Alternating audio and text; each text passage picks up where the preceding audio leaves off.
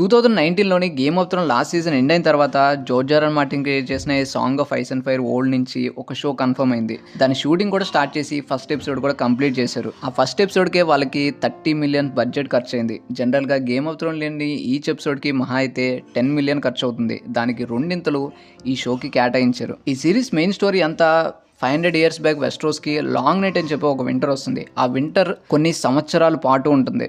ఈ show title blood moon అని కూడా అనౌన్స్ చేశారు. బట్ ఇది క్యాన్సిల్ అయింది.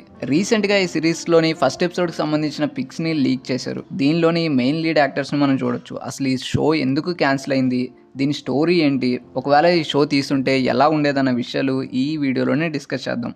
అంతకన్నా ముందు ఇలాంటి గేమ్ ఆఫ్ థ్రోన్ కంటెంట్ కావాలనుకుంటే నా ఛానల్ని సబ్స్క్రైబ్ చేసుకోండి. One show, which I've been calling The Long Night, but HBO keeps saying it's not titled yet. So the show that's not called The Long Night yet. వెస్ట్రోస్లోని అప్పుడే humanity పెరగడం start అవుతుంది. మెల్లమెల్లగా ప్రతి హౌస్కి చెందిన ఫౌండర్స్ వచ్చి వెస్ట్రోస్లోని settle అవుతూ ఉంటారు. అప్పుడే వెస్ట్రోస్లో అంతటినీ డార్క్నెస్ కమ్మేస్తుంది.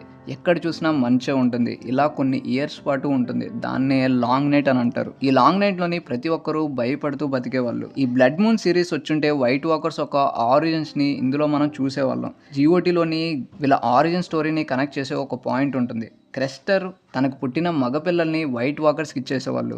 ఒక వైట్ వాకర్ ఆ పిల్లని తీసుకొని ఐస్తో చేసిన ఒక పెద్ద బిల్డింగ్లోకి వెళ్తుంది. లోపలికి వెళ్ళిన తర్వాత ఆ బిల్డింగ్ ఏంటి, ఆ వైట్ వాకర్స్ ఆ పిల్లల్ని ఏం చేస్తున్నారనే విషయాలు మనకి గేమ్ ఆఫ్ థ్రోన్స్లోనే చూపించలేదు. ఒకవేళ ఈ సిరీస్ వచ్చుంటే వాటన్నిటిని చూసే ఛాన్స్ ఉండేది. బుక్స్లోనే ఉన్న దాని ప్రకారం ఆ ప్లేస్ని ల్యాండ్స్ ఆఫ్ ఆల్వేస్ వింటర్ అని అంటారు.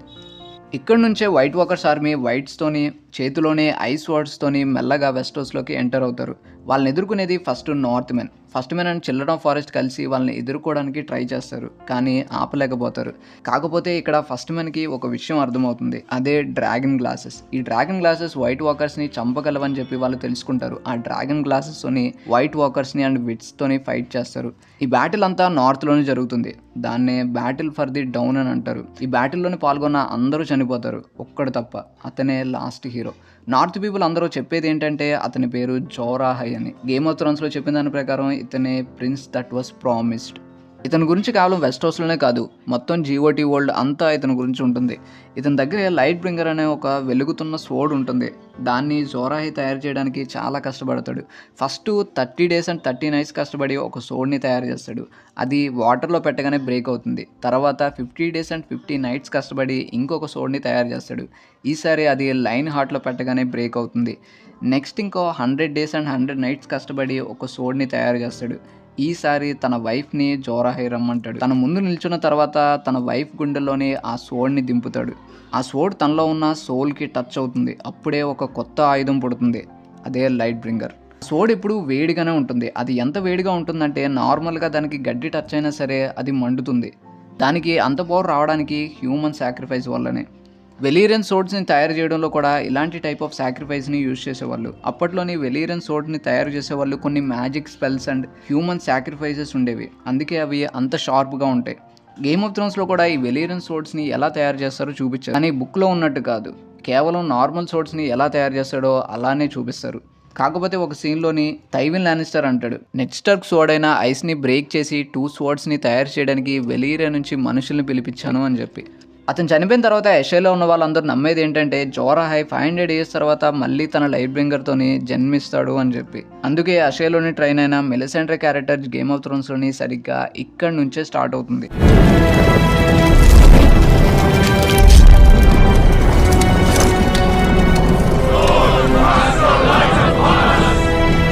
వీళ్ళందరూ వైట్ వాకర్స్ని యుద్ధం చేసి వాళ్ళని ఓడించి వాల్ అవతలకి పంపించి వాళ్ళు మళ్ళీ ఇటేపు రాకుండా వాళ్ళని బిల్డ్ చేస్తారు.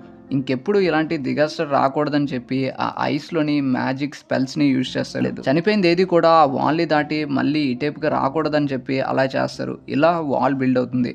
ఈ వింటర్ కేవలం వెస్ట్రోస్లోనే కాదు, ఈ సోస్లో కూడా ఉంటుంది. వాటర్ ల్యాండ్స్ అయిన రాయినర్ అంతా గడ్డకట్టేస్తుంది. అక్కడ ఉన్న వాళ్ళందరూ వాటర్ మీదే బతుకుతారు. సో అది ఫ్రోజ్ అవడంతోనే అక్కడ ఉన్న వాళ్ళు చాలా ఇబ్బందులు ఫేస్ చేస్తారు. దాని తర్వాత ఉన్న ఈటీలోను కూడా దీని ప్రభావం ఉంటుంది. ఈటీలో ఉన్న ప్రజలందరూ దీన్ని బ్లడ్ బిట్రయల్ అని పిలుస్తారు. ఈసోస్లోనే అడ్వాన్స్డ్ టెక్నాలజీ ఉన్న ఈటీలో ఉన్న ప్రజలకు కూడా అసలు ఏం జరుగుతుందో వాళ్ళకి అర్థం కాదు. వాళ్ళు నమ్మేది ఏంటంటే మంకీ రూపంలో ఉన్న ఒక మహిళ ఈ ప్రమాదాన్ని అంతటినీ ఆపిందని చెప్పి వాళ్ళు నమ్ముతారు. సో ఇది బుక్లోని లాంగ్ నైట్ గురించి ఉన్న స్టోరీ. ఇప్పుడు లీక్ అయిన పిక్స్లోని బ్రేక్ డౌన్ చేస్తూ ఈ స్టోరీ ఎలా తీయబోతున్నారనే విషయాన్ని క్యాలిక్యులేట్ చేద్దాం.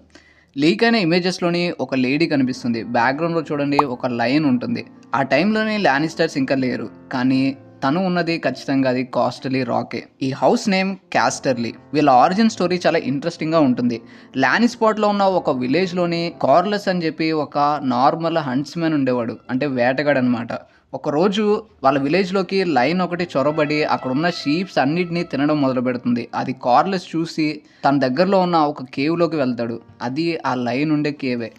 తన చేతిలోని తను కాపాడుకోవడానికి ఒక స్పియర్ మాత్రమే ఉంటుంది. దానితోనే ఆ లైన్ ఎదుర్కొని దాన్ని చంపేస్తాడు. కానీ తన పిల్లలు మాత్రం విడిచిపెడతాడు. వాటిని చంపపోతే ఈ లైన్ లాగానే అవి కూడా పెద్దవయ్యి ఏదో ఒక రోజు వాళ్ళ విలేజ్లోని చొరబడి వాళ్ళని తినడం మొదలు పెడుతుంది. కానీ కార్లెస్ మాత్రం వాటిని విడిచిపెడతాడు. తను చూపించిన జాలి చూసి ఓల్డ్ గార్డ్స్ అతన్ని కనుకరిస్తారు. ఆ కేవ్లోకి ఒక సన్లైట్ వచ్చి పడుతుంది. దాన్ని ఫాలో అయ్యి వెళ్తే అతనికి ఒక గోల్డ్ మైన్ కనిపిస్తుంది. హౌస్ క్యాస్టర్లీ ఆ గోల్డ్ మైన్ని తవ్వడం స్టార్ట్ చేస్తారు. ఆ టెర్షర్ని కాపాడుకోవడం కోసం ఆ కేవ్లోనే ఉంటూ ఒక ఎంట్రన్స్ని బిల్డ్ చేస్తారు.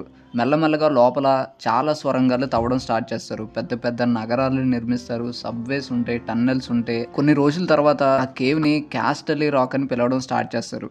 అది హౌస్ క్యాస్టర్లీ యొక్క సీట్ అవుతుంది. దానితోనే హౌస్ క్యాస్టర్లీ వెస్ట్రోస్లోనే పవర్ఫుల్ అండ్ రిచెస్ట్ హౌస్గా మారిపోతుంది. గేమ్ ఆఫ్ థ్రోన్స్లోనే ఉన్న 73 ఎపిసోడ్స్లోని ఒకే ఒక్క ఎపిసోడ్లోని ఈ క్యాస్టర్లీ రాక్ని చూపిస్తారు. అది కూడా ఒక కోట ఉన్నట్టు ఉంటుంది. దీని లోపల ఉన్న టన్నెల్స్ చాలా పెద్దగా ఉంటాయి. వాటిని పెద్దగా టీవీ షోలో చూపించడమే కాదు కదా, దాని గురించి డిస్కషన్ కూడా ఎక్కడా ఉండదు. ఇంత పవర్ఫుల్ అండ్ రిచెస్ట్ హౌస్ వెస్ట్రోస్లోని కనుమరుగవడానికి కారణం ఏంటి? దీనికి రీజన్ లానిస్టర్స్. సేమ్ ఇదే టైం పీరియడ్లోని ల్యాన్ ది క్లవర్ అని చెప్పి ఒక లానిస్టర్ ఉండేవాడు. అతనే హౌస్ లానిస్టర్స్ యొక్క ఫౌండర్ అనమాట. ఇతను చాలా కన్నింగ్. సీక్రెట్గా క్యాస్టర్లీ రాక్లోకి ఎంటర్ అయ్యి లోపల ఉన్న క్యాస్టర్లీస్ అందరినీ మత్తుమంది ఇచ్చి చంపేశాడు అని చెప్పి ఇతని మీద కొన్ని స్టోరీస్ ఉన్నాయి. కానీ అందరూ నమ్మే పాసిబుల్ అంటే రీజనబుల్ స్టోరీ ఏంటంటే ల్యాన్ ది క్లవర్ లార్డ్ క్యాస్టర్లీ యొక్క కూతుర్ని పెళ్లి చేసుకున్నాడని. అతనికి సన్స్ ఎవరు ఉండరు. సో అతను చనిపోయిన తర్వాత కూతురికే తన ఆస్తి అంతా వెళ్తుంది కాబట్టి అలా ల్యాన్ ది క్లవర్కి క్యాస్టర్లీ రాక్ వస్తుంది. అతను కొడుకులు పుట్టడం వల్ల హౌస్ లానిస్టర్ పెరుగుతుంది. ఇంకా అక్కడితోనే క్యాస్టర్లీ హౌస్ మొత్తం ఎండ్ అయిపోతుంది. అలానే టైటిల్స్ అంటే వాళ్ళ ఆస్తి కూడా లానిస్టర్స్కే వస్తుంది. వాళ్ళున్న కాసిల్లోనే వాళ్ళకి ఎంత కావాలంటే అంత. వాళ్ళ కోటలోనే గోల్డ్ ఉంటుంది కాబట్టి వెస్ట్రోస్లోని ఎప్పుడు లానిస్టర్స్ పవర్ఫుల్ అండ్ రిచెస్ట్ హౌస్గా కొనసాగుతూ ఉంటారు. అప్పట్లోనే నార్త్ని రూల్ చేసేది హౌస్ స్టార్క్స్. లీక్డ్ పిక్స్లోనూ కూడా స్టార్క్స్కి చెందిన కొంతమంది కనిపిస్తారు. వీళ్ళ సిజల్ ఇప్పుడుతో పోలిస్తే అప్పుడు కొంచెం డిఫరెంట్గా ఉంటుంది. అందరూ అనేది ఏంటంటే అప్పట్లోని స్టార్క్స్ దగ్గర చాలా డేర్ వుల్స్ ఉండే అని చెప్పి. గేమ్ ఆఫ్ థ్రోన్స్లోని డంజన్స్లోని వాళ్ళ యాన్సెస్టర్స్ని చూపించినప్పుడు కూడా ప్రతి స్టాచ్యూ పక్కన ఒక డేర్ వుల్ఫ్ కూడా ఉంటుంది. ఇంకా వెస్టర్ ల్యాండ్స్ని రూల్ చేసేది లానిస్టర్స్ అండ్ రీచ్ని గార్డెనర్స్, స్టామ్ ల్యాండ్స్ని డారెండన్, ఐరన్ ఐలాండ్స్ని గ్రే కింగ్ రూల్ చేసేవాడు. ఇతను ఒక మెర్మైడ్ని పెళ్లి చేసుకున్నాడని చెప్పి కొంతమంది చెప్తూ ఉండేవాళ్ళు. వేల్ని ఎప్పట్లోనే ఆరియన్స్ రూల్ చేసేవాళ్ళు.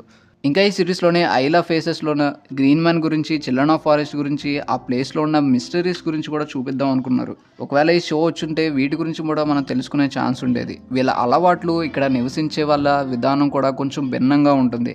డాన్స్ ఆఫ్ ది డ్రాగన్లో కూడా వీళ్ళ గురించి ప్రస్తావన ఉంటుంది. యాడమ్ వెలోరియన్ సీ స్మోక్తోని ఐలా ఫేసెస్లో ఉన్న గ్రీన్ మ్యాన్తోని కొంతకాలం ఉంటాడు. మేబీ ఈ ఈవెంట్ని హౌస్ ఆఫ్ ది డ్రాగన్ రాబోయే సీజన్లో చూసే ఛాన్స్ ఉంది.